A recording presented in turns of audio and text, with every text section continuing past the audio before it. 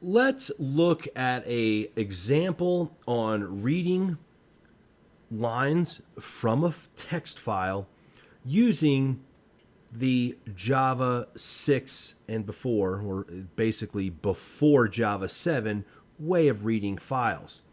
Now, I am actually, in simple example, I've actually just created a very simple text file called example.txt, and notice it is in the root of a project I have, and I'm creating another class called Java 6 File Reader. So let's look at what we have. We're going to have an example.txt file, and it's got 5 lines. Each of them just has a simple description on each line, and I'm going to read each of these individually, and then I'm going to do something with it. So now we have this file. Let's look at our class.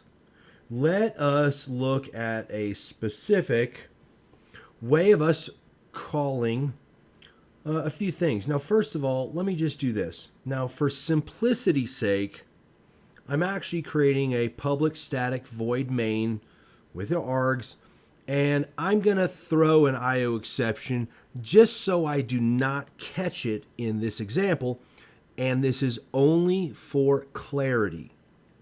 Now, I'm actually creating a string that's going to hold my file name, which remember is example.txt. Now, there's 2 ways to do this. Now, one way is using a mechanism such as a scanner. So if I decide to create a new scanner, notice I'm going to do a new scanner, but I have to wrap a file input stream so I can pull in this file. And I'm going to pull in a file input stream with the file name, our example.txt. And now I'm going to do a while loop, and I'm going to go while the scanner scans and there is another line, has next line. If that's true, then I'm going to print out the next line. Now, this is the nicest way of us doing it, and it's a little more succinct than the other way we're going to show in a second.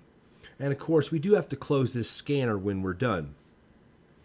Now, the other way of doing this, of course, is actually setting up a lot of boilerplate code here. Now, this is the way we typically see this quite a lot before Java 7. The boilerplate code is this. First, we have to create a buffered reader, and this buffered reader is wrapping an input stream reader, and this input stream reader is wrapping a file input stream again. And of course, this is for our file. This is quite a lot of boilerplate code. Now, to read in from a buffered reader, a little more difficult than the scanner, we're going to take our buffered reader and we're going to read a line in initially. Now, the issue here is that we want to make sure that before we process it, that line is not null, because it could be null if there's no more lines.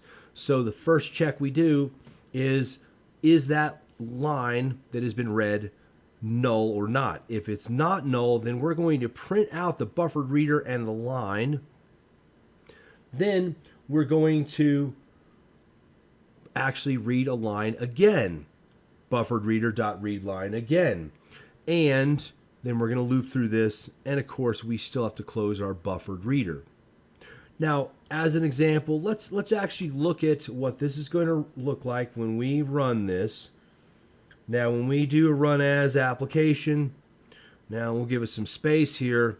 As you see, we actually ran through both of them, and it read each of the lines individually. The scanner ran fine, as well as our buffered reader read all the lines and then closed them accordingly.